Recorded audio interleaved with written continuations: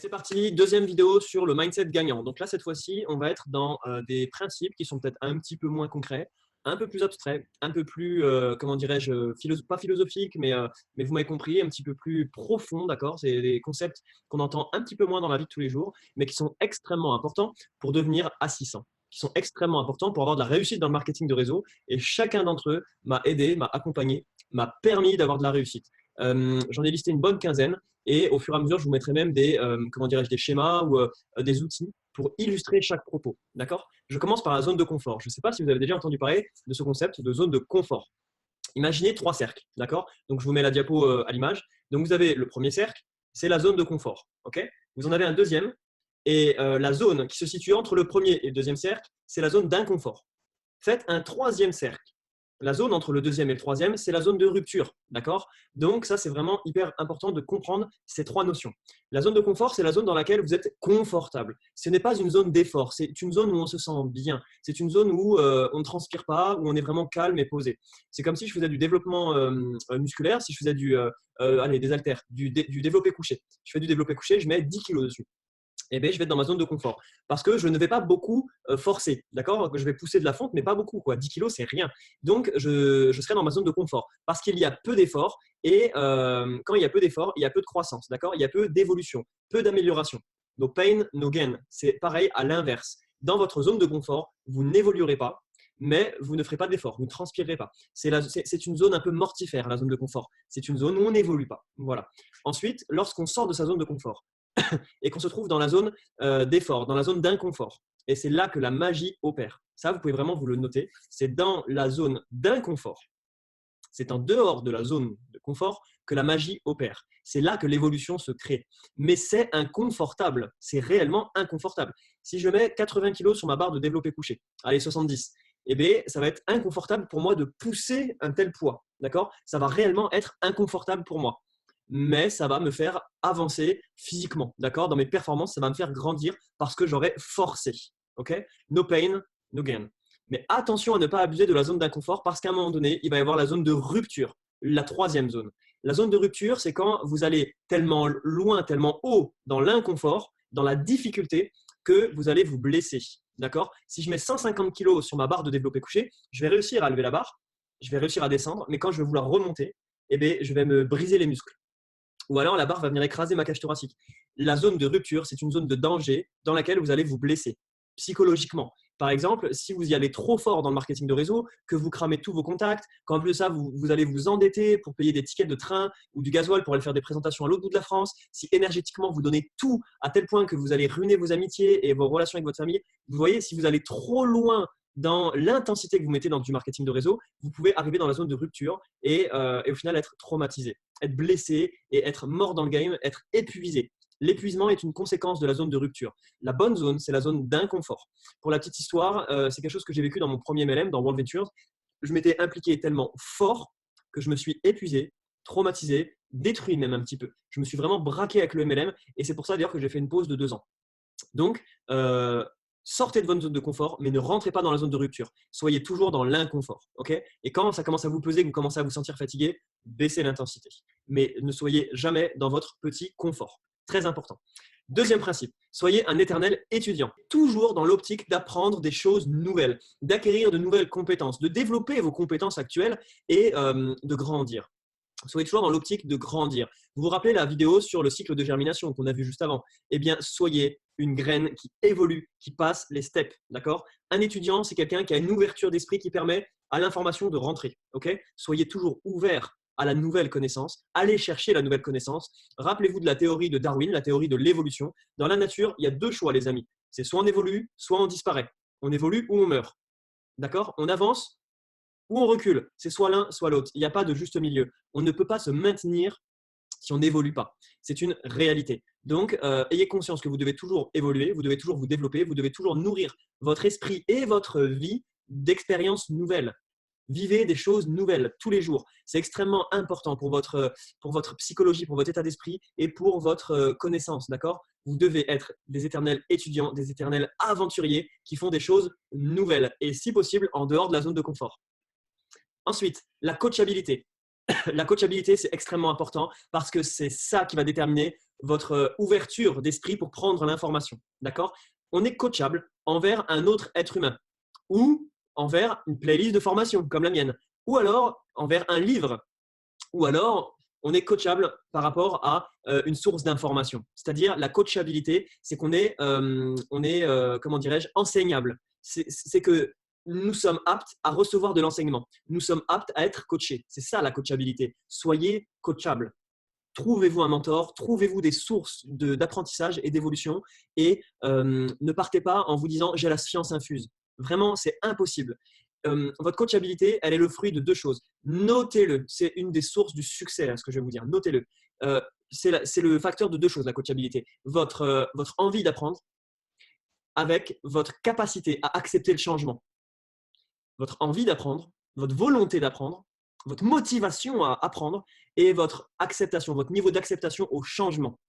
Est-ce que vous êtes prêt à changer des choses? C'est ça, apprendre. Quand on apprend, c'est qu'on est prêt à faire des choses différentes pour avoir plus. Et être coachable, avoir un indice d'enseignabilité élevé, c'est être prêt à changer et c'est être prêt à apprendre et à écouter. À écouter sans dire oui, mais. Rappelez-vous, dans la première vidéo de cette playlist, je vous ai dit, prenez ce que vous avez, vous le mettez de côté, vous le posez. Soyez une disquette vierge, c'est-à-dire pas de oui, mais. Prenez ce que je vous donne, d'accord? Soyez coachable, que ce soit envers moi ou Pierre-Paul Jacques, peu importe. Soyez coachable envers une personne qui a ce que vous voulez et soyez ouvert d'esprit pour laisser l'information rentrer. Ensuite, soyez la personne que vous aimeriez signer, démarrer. Devenez la personne, à la virgule près, que vous aimeriez avoir dans votre équipe. Devenez cette personne et vous attirerez ces personnes. Devenez cette personne et les gens qui sont dans votre équipe actuellement prendront l'exemple sur vous. D'accord? C'est ce qui s'appelle la duplication. D'accord? La vitesse d'une équipe est proportionnelle à la vitesse du leader. Vous êtes le leader de votre organisation, vous êtes le leader de votre équipe. Vous êtes des A600 en herbe. Votre équipe ira à votre vitesse. Votre équipe va vous dupliquer. Votre équipe vous prend en exemple tous les jours, que vous en ayez conscience ou pas, que vous le voyez ou pas. Donc, devenez la personne que vous avez envie de signer, devenez la personne que vous aimeriez avoir dans votre équipe. D'accord? Vous pouvez prendre un papier et vous pouvez noter les critères de cette personne dont vous rêvez de démarrer, que vous rêvez d'avoir dans votre équipe. Elle est comment cette personne? Elle est comment? Elle est autonome? Elle n'est pas autonome? Elle est éloquente? Elle n'est pas éloquente? Est-ce qu'elle sort de sa zone de confort ou est-ce qu'elle y reste? Est-ce que c'est un éternel étudiant ou est-ce que c'est quelqu'un qui vit sur ses acquis? Comment est la personne que vous aimeriez signer? Eh bien, devenez cette personne et vous signerez des gens comme ça et vous dupliquerez des gens comme ça. Ensuite, le leadership, c'est un immense morceau que je vous résume en quelques petites minutes. Le leadership, c'est le fait de faire grandir les gens avec bienveillance et avec le minimum d'attente, le minimum d'intérêt. C'est ça le leadership. Le leadership, c'est emmener les gens du point A au point B. En termes d'apprentissage et de développement, mais en termes de bonheur, d'accord? Qu'ils soient dans votre organisation ou pas. Le leadership, c'est influencer les autres de façon positive. C'est ça le leadership, d'accord? C'est emmener les gens du point A au point B. D'accord? C'est réellement ça, le leadership. Soyez un leader. Si vous voulez devenir assistant, vous devez rayonner autour de vous. Vous devez illuminer la pièce de confiance, de bienfaisance, d'apprentissage, de développement. Les autres à votre contact doivent se sentir bien, doivent se sentir heureux. Ils doivent se sentir influencés positivement. D'accord? Je ne parle pas de manipulation, je parle d'influence. Vous savez ce qu'est la différence entre influence et manipulation? Il y en a une qui se fait en rapport gagnant-gagnant, c'est l'influence. Il y en a une qui se fait en rapport gagnant que d'un côté, gagnant que de mon côté. Si je manipule quelqu'un, je suis gagnant dans l'histoire et lui, pas forcément. C'est de la manipulation. L'influence, c'est quand on gagne tous les deux. Le leader influence positivement les autres. D'accord? Le leader, c'est la personne qui va vraiment être suivie par adhésion, pas par menace, pas par crainte. Ça, c'est un chef ou un manager. Un leader, on le suit parce qu'on l'aime, parce qu'on le respecte, parce qu'on se sent heureux à son contact. D'accord? Soyez un leader positif, bienfaisant. Hyper important pour devenir assistant. Construisez-vous votre vision. Un leader a une vision. Un leader a une vision des choses basée sur ses valeurs. Je vous conseille ce livre, dont je vous fournirai l'e-book dans une des vidéos très certainement. Les 21 lois irréfutables du leadership de John C. Maxwell. Absolument extraordinaire en termes de leadership. Construisez-vous votre vision basée sur vos valeurs pour inspirer votre organisation. Ma vision des choses à moi, Romain Muller, c'est quoi? C'est bâtir une organisation où tout le monde gagne de l'argent parce que c'est le besoin numéro 1 en France. Parce que l'argent, qu'on le veuille ou pas, il est vecteur de bonheur et de liberté. Aujourd'hui, dans notre société occidentale, ça marche comme ça. Ma vision des choses, c'est faire gagner tout le monde. Ma vision des choses, c'est rendre heureux mon prochain. C'est ça ma vision des choses. C'est comme ça que j'inspire mon organisation. C'est comme ça que je duplique mon organisation. Construisez-vous votre vision sur la base de vos valeurs. Moi, mes valeurs, c'est ça. C'est que mon prochain soit heureux, c'est que mon prochain prenne de l'argent. Parce que c'est ça qui me rend heureux, c'est rendre heureux mon prochain. Mais si vous avez d'autres valeurs, construisez-vous votre vision à vous et partagez-la. Inspirez les gens autour de vous avec votre vision, vos valeurs et votre leadership. Les bonnes choses prennent du temps. Un jour, je vous parlerai du bambou chinois, d'accord? Mais parce que les bonnes choses prennent du temps. Un bambou chinois, ça met plusieurs années à sortir de terre. On le plante et il ne va sortir de terre que 3, 4, 5 ans après sans avoir fait aucun signe avant. Et il sort d'un coup. Hein. La première année, vous arrosez, vous allez prendre soin de votre bambou chinois, il ne sort pas de terre, vous ne le voyez pas visuellement. Hein. La deuxième année, pareil. Troisième année, pareil. Quatrième année, pareil. Et la cinquième année, il sort. Et en un mois ou en une semaine, je ne sais plus, il fait 10 mètres de haut. En une semaine, boum, il sort. Les bonnes choses prennent du temps. Imaginez un château fort. On a un château de sable et on a un vrai château fort. Le château fort, il prend des centaines de fois plus de temps qu'un château de sable. Mais le château de sable traversera-t-il le temps? Les bonnes choses prennent du temps à construire, méticuleusement, minutieusement, pierre après pierre, dans la durée et dans le temps, avec de la patience, avec de la vision, avec de la détermination. Les bonnes choses prennent du temps. Soyez patient. La loi de Pareto. Selon la loi de Pareto, 20% des personnes de votre organisation vont produire 80% de vos résultats. Donc, ce 20%, ce top 20% de votre organisation mérite 80% de votre énergie. Et le 80% de votre organisation qui va produire 20% des résultats ne mérite que 20% de votre énergie. D'accord? Dans l'énergie que vous allez allouer à votre équipe, vous donnez 80% à votre top 20% et vous donnez 20% de votre énergie à votre top 80% inférieur. D'accord? C'est hyper, hyper important. La loi de Pareto, c'est ça. C'est réussir à prioriser où est-ce qu'on met son énergie. C'est avoir conscience que c'est 20% de notre temps qu'on va produire 20% de nos résultats. 20% de notre organisation va produire 80% des résultats. Donc, votre énergie, mettez-la sur votre 20%. Ne perdez pas votre énergie, ne la dilapidez pas. Très, très important. L'autodiscipline, c'est quelque chose d'extraordinairement délicat et difficile à mettre en place dans sa vie. L'autodiscipline est une clé du succès, mais absolu. C'est-à-dire, je m'écoute un e-book par jour, je vais faire des actions journalières, je vais aller parler à 20 prospects tous les jours, je vais faire un coaching pour mon équipe tous les jours. L'autodiscipline, c'est ça. C'est je me lève à telle heure, point barre. Je me lève, je bois un verre d'eau, je vais réécrire mon pourquoi, je vais réécrire mes objectifs. L'autodiscipline, c'est vraiment une clé qui va conditionner votre succès. C'est hyper important et c'est tout à fait délicat. C'est tout à fait aussi important que délicat. Vous pouvez faciliter votre autodiscipline, par exemple, en mettant des post-it sur votre miroir, en mettant, tiens, pense à faire ci, pense à faire ça. Mettez des alertes sur votre téléphone, mais conditionnez votre quotidien et autodisciplinez-vous avec des actions cohérentes avec vos objectifs. D'accord? Autodisciplinez-vous et vos équipes feront de même. Hyper important, l'autodiscipline. Ensuite, une vérité passe par 3 stades. Premièrement, tout le monde trouve ça ridicule. Quand il y a quelque chose de nouveau qui arrive, tout le monde trouve ça ridicule. Ensuite, tout le monde trouve ça dangereux. Et après, ça devient une évidence. Un jour, en 1800, je ne sais plus combien, il y a un médecin qui a dit qu'il fallait se laver les mains, que c'était une mesure d'hygiène. Au début, tous ses confrères médecins se sont moqués de lui. Ensuite, ils ont trouvé ça dangereux, comme quoi ça pouvait enlever les protections naturelles de l'épiderme. Et ensuite, c'est devenu une évidence. Aujourd'hui, tout le monde se lave les mains. Dans un hôpital, c'est le procédé de base. Vous allez dans une chambre d'hôpital, vous avez des gels désinfectants sur les murs, des distributeurs de gel. Parce qu'aujourd'hui, c'est devenu une évidence, comme tellement de choses dans notre monde. Aujourd'hui, vous avez démarré e-économie. Votre entourage va peut-être trouver ça ridicule. Ils vont peut-être vous dire, écoute, Romain, tu as démarré un truc de trading, c'est complètement loufoque, on n'y comprend rien, c'est ridicule, tu feras jamais d'argent avec ça. Si ça marchait vraiment, ça se saurait. 5% par semaine, tu te rends compte, c'est ridicule, c'est impossible. Ok. Et ce qui va se passer, c'est que vous allez faire 4, 5, 6 fois d'affilée votre weekly goal. Vous allez revenir vers ces gens-là et vous allez leur montrer. Et là, ils vont vous dire, mais c'est dangereux, tu vas perdre ton argent, ça va monter d'un cran l'intensité. C'est dangereux, tu vas perdre ton temps, tu vas vraiment perdre ton argent. En plus de ça, si vraiment ça fonctionne et que vous êtes nombreux, vous allez déstabiliser l'économie mondiale. Et en plus, tu ne sais même pas où va cet argent, Romain, c'est très dangereux ce que tu fais et tout. Et ensuite, quand ça fera 30 fois que vous aurez touché votre weekly goal, là, les gens, ils vous diront, ok, ça fonctionne, c'est une évidence. Donne-moi ton lien de parrainage. C'est aussi bête que ça.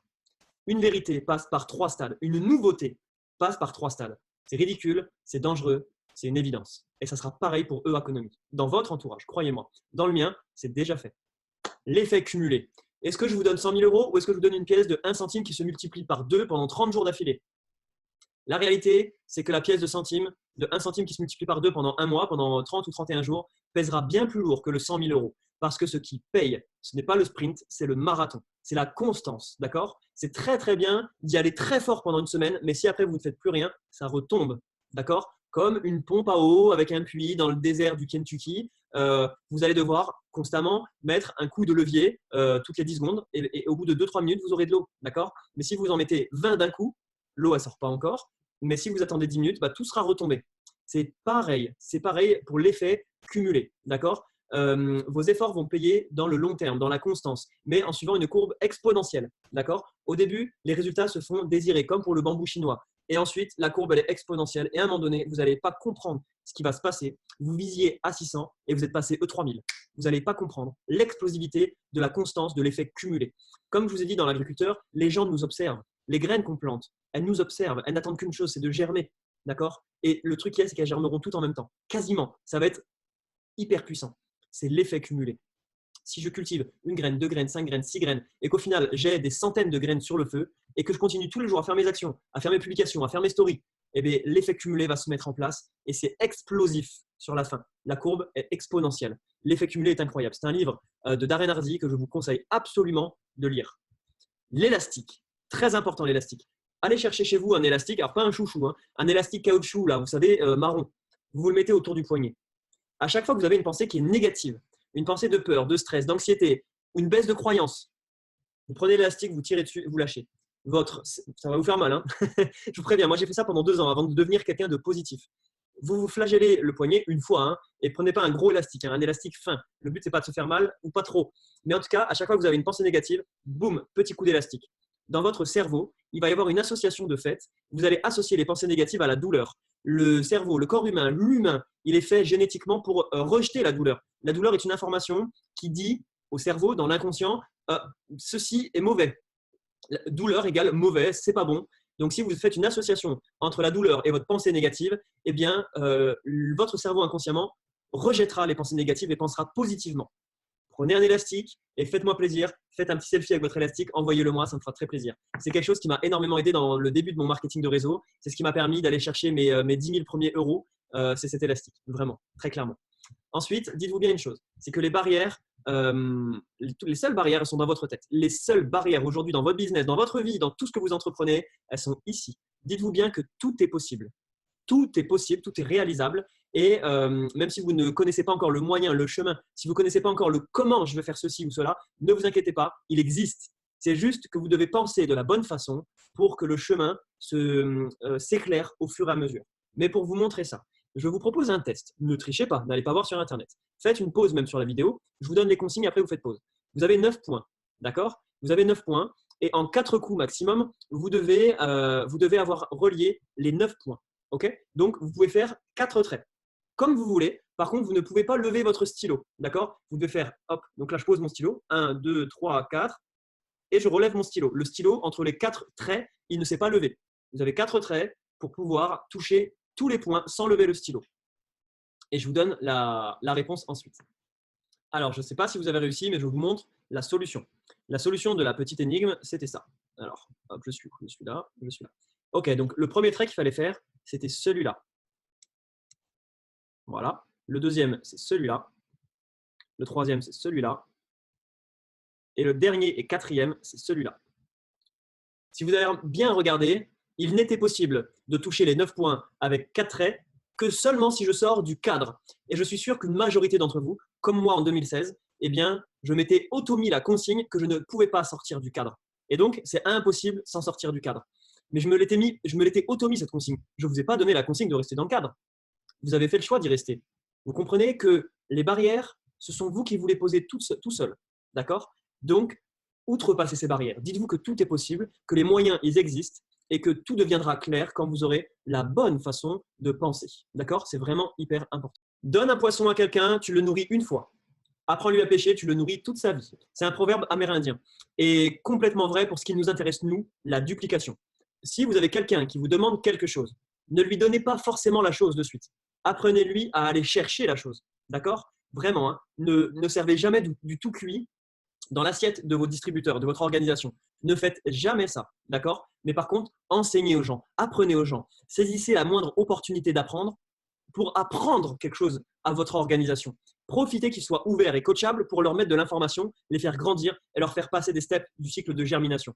Ne lui donnez pas un putain de poisson s'il a faim, mais montrez-lui comment on fixe un hameçon sur une ligne avec un flotteur et la canne. Montrez-lui comment pêcher, comment on faire, comment la subtilité du moulinet, etc. Montrez-lui ça, mais ne lui donnez surtout pas de poisson. La réalité, c'est que si vous lui donnez un poisson parce qu'il vous demande à manger, vous allez le tuer parce que vous ne serez pas toujours là pour lui, d'accord? C'est comme votre bébé, c'est comme un moineau, un poussin qui est dans sa coquille. Si la maman poule lui casse la coquille à sa place, eh bien, le poussin ne pourra pas casser sa coquille lui-même, il ne musclera pas son bec, il ne pourra pas aller picorer du grain, il va mourir. Donnez un poisson à quelqu'un, vous le tuez. Apprenez-lui à pêcher et vous le ferez vivre toute sa vie. Énorme. Ensuite, il suffit de voir la première marche d'un escalier pour pouvoir le gravir. Pas besoin de voir tout l'escalier. Je vous fais une analogie. Vous avez déjà pris votre voiture pour traverser la France ou faire une grande distance. Vous avez déjà roulé de nuit, pas vrai? Est-ce que vos phares, ils étaient en train d'éclairer votre destination à 100 km ou 200 km? Non, négatif. Vos phares, ils éclairent à une distance de 50 ou 100 mètres. Peu importe, on s'en fout. Mais ça n'éclaire pas l'objectif. Ça éclaire qu'une courte distance devant la voiture. Est-ce que vous avez besoin que votre objectif soit éclairé? Non, vous n'avez pas besoin. Mais c'est même impossible. C'est même impossible que la voiture, elle éclaire votre destination. Pourquoi? Parce que la route, elle n'est pas droite. Il y a des zigzags, il y a des obstacles.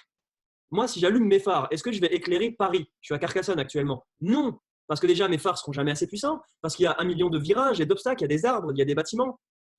C'est pareil dans votre business. C'est pareil. Ne vous attendez pas à ce que le chemin soit déjà tout éclairé.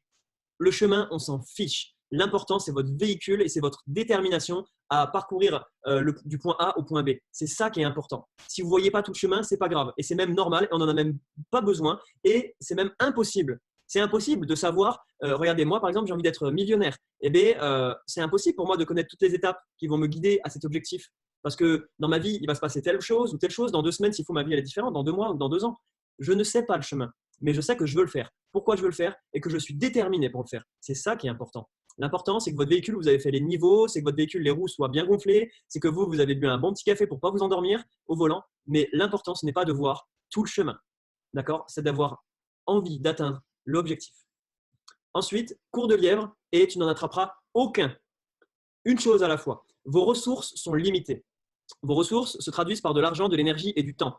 L'argent, il est divisible, il est compressible. C'est-à-dire que si vous avez beaucoup d'argent, vous allez pouvoir poser votre argent dans plusieurs business, éventuellement. Par contre, votre énergie et votre temps, c'est beaucoup plus dur de les diviser. D'accord? Si vous êtes dans 2 business, vous ne pourrez pas développer vos deux business correctement. D'accord? Parce que pour développer un business, il faut être à fond dessus, focus, n'avoir que ça dans la tête, mettre tout son temps, toute son énergie, toutes ses forces dans la bataille pour réussir à développer un business. Si vous en faites 2, vous ne les ferez pas à moitié chacun. Vous les ferez à 1/10 chacun. Parce que quand vous focussez votre énergie, vous n'additionnez pas. Si vous voulez diviser votre énergie en 2, en vrai, vous ne la divisez pas en 2, vous la divisez en 10. Par contre, si vous la mettez ensemble, eh bien, c'est x10. Focussez-vous comme un rayon laser. D'accord? Imaginez, c'est quoi le plus puissant? C'est un rayon laser qui se focus sur un point qui fait 1 mm² ou est-ce que c'est une ampoule qui va éclairer toute la pièce? Arrêtez d'éclairer la pièce. Arrêtez d'être à droite, à gauche. Arrêtez de courir plusieurs lièvres. Toute cette énergie de l'ampoule qui éclaire la pièce, vous la focussez dans un petit millimètre carré en mode rayon laser. Et comme ça, vous pourrez transpercer tous les obstacles. Tout. D'accord? De l'eau. Regardez, de l'eau. Ce n'est pas puissant de l'eau, mais disons que si je prends une grosse quantité d'eau et que je la renverse sur mon carrelage, il ne va rien se passer parce que la pression est faible. Par contre, si je la comprime, l'eau peut découper le métal. Ça peut découper du carrelage, ça peut découper du béton, de l'eau mise sous pression. C'est exactement pareil. Focussez-vous sur une seule chose à la fois, un seul business. Et c'est vraiment la condition pour réussir dans un business, c'est d'être à fond dessus. À fond dessus, pas de business. De business, c'est réellement échec. Je terminerai cette vidéo Mindset Gagnant numéro 2 sur ce précepte. Soyez déraisonnable, soyez incohérent, avec un pied sur terre et le deuxième pied en l'air. Je m'explique. Qu'est-ce que c'est être déraisonnable? Être déraisonnable, c'est avoir des données sous la main et d'agir d'une façon incohérente par rapport à ces données parce qu'on a conscience que les données que nous avons sous la main peuvent évoluer, que les données que nous avons sous la main ne sont pas les seules données. D'accord? Regardez ce que je suis en train de faire. Je développe du MLM. C'est-à-dire que je bâtis une organisation. Il y a des gens qui pourraient trouver ça complètement fou. Mais Romain, qu'est-ce que tu fais? Tu n'as pas de salaire fixe, tu n'as pas de garantie de réussite, tu prends des risques, tu mets ton argent sur un robot de trading. C'est complètement fou, Romain. Oui, Ok, je suis fou, je suis déraisonnable, je suis incohérent si ça te branche. C'est vrai que ça pourrait sembler incohérent de faire de telles choses, de mettre de l'énergie et du temps alors que j'ai pas de salaire fixe, alors que j'ai pas de garantie de réussite. Ça pourrait sembler complètement fou, mais pas pour moi. Vous comprenez? Je me fiche d'être déraisonnable vis-à-vis de l'opinion de la société. Pourquoi? Parce que sur le papier, ça peut sembler fou de s'investir alors qu'on n'a aucune garantie de réussite. Mais j'ai conscience que ma seule véritable garantie de réussite, c'est mon niveau personnel. C'est mon niveau d'évolution, c'est mon niveau de germination personnelle qui constitue ma garantie. Je n'ai pas besoin d'un salaire fixe. J'ai besoin de livres, j'ai besoin de nourrir mon esprit, j'ai besoin de monter en compétences. Là est la seule sécurité, là est la seule garantie. Je peux sembler déraisonnable, d'accord? Vraiment, il n'y a aucun souci. Avoir une vision, d'accord, c'est se comporter comme si cette vision, elle était déjà faite. J'ai une véritable vision d'avoir des équipes de plusieurs milliers de personnes dans E-Economy qui sont profitables, où personne ne perd de l'argent. Dans ma tête, c'est acté, c'est déjà fait. Donc, je me comporte comme si c'était fait. Donc, je m'embête, entre guillemets, à faire une playlist YouTube qui me demande énormément de travail. Les gens, quand ils me disent « Romain, tu viens boire un verre en ville ?» Et je leur dis « Bah non, je dois faire une playlist pour une équipe qui n'existe pas encore. » Et là, les gens, ils se disent mais il est fou, ce mec, il est déraisonnable, il est incohérent. » Oui, ça peut sembler incohérent parce que je vois ce qui n'existe pas encore. J'entrevois, je réalise et je matérialise dans ma tête ma vision. Je suis déraisonnable dans mes actions parce que la réalité d'aujourd'hui, elle est décalée par rapport à mes actions d'aujourd'hui. Mais ma vision de demain, elle est cohérente par rapport à mes actions d'aujourd'hui. Je suis déraisonnable. Ce sont des gens déraisonnables qui ont changé le monde. Thomas Edison, avant de sortir l'ampoule la lampe à incandescence, l'ampoule qu'on peut connaître, eh bien, ce mec-là, il a fait 177 essais, il me semble. C'est complètement fou. Les gens, ils lui ont dit, mais arrête. Walt Disney, il a démarché plus de 200 banques avant qu'on lui finance son premier parc d'attractions dont le héros était une souris. Sincèrement, demain, vous avez un ami qui vous dit, je vais monter un parc d'attractions avec une souris, ça fait déjà 50 banques que je prospecte, ils m'ont tous refusé mon dossier de prêt. Vous allez qualifier son comportement de déraisonnable, d'incohérent, de fou, de bizarre, de décalé. Mais arrête, trouve-toi un job, arrête. Et bien, ce mec-là, Walt Disney, il a fait 220 ou 225 banques différentes avant que quelqu'un croie en lui. Parce qu'il avait la vision, parce qu'il voyait déjà ce que les autres ne voyaient pas. Et donc, ses actions d'aujourd'hui étaient en cohérence avec sa vision de demain, mais n'étaient pas en cohérence avec l'environnement et les informations d'aujourd'hui où il faisait les actions. Pourtant, aujourd'hui, tout le monde connaît Disneyland. Vous voyez ce que je veux dire? C'est exactement pareil. N'hésitez pas à être déraisonnable par rapport à votre environnement d'aujourd'hui. N'hésitez pas à décaler vos actions par rapport à l'environnement. Mais Romain, tu as le projet de devenir assistant. Tu veux donc une équipe de 12 personnes. Mais tu en as zéro aujourd'hui et tu te prends des râteaux dans tous les sens. Tu as appris l'agriculture et tu n'y arrives pas. Ça fait déjà 50 fois que les gens ils te disent non, non, non. Et pourtant, tu continues. Pourquoi tu fais ça, Romain? Parce que je sais que je vais devenir assistant. Je le sais. Je le vois. Je vois l'opportunité du produit, de l'entreprise, de l'équipe. Tous les feux sont ouverts. J'ai ma vision. Je veux 600 € de plus par mois dans ma vie. Je veux ça. Je vais le matérialiser parce qu'on m'a dessiné un chemin et je vais suivre ce chemin. Et peut-être que ça te semble incohérent aujourd'hui, mais dans 6 mois, ça te semblera une évidence. Aujourd'hui, ça te semble déraisonnable et incohérent. Aujourd'hui, ça te semble peut-être ridicule, dangereux. Demain, ça sera une évidence. Voilà. Voilà pourquoi il faut être déraisonnable, les amis. Et j'espère que j'ai été assez clair. J'ai vraiment enfoncé le clou. Soyez déraisonnables. Et je vous donne rendez-vous dans la suite des vidéos qui vont monter en intensité et en technicité de plus en plus. Je vous remercie d'avoir suivi cette deuxième vidéo Mindset gagnant. Et je vous donne rendez-vous dans la vidéo suivante. À de suite.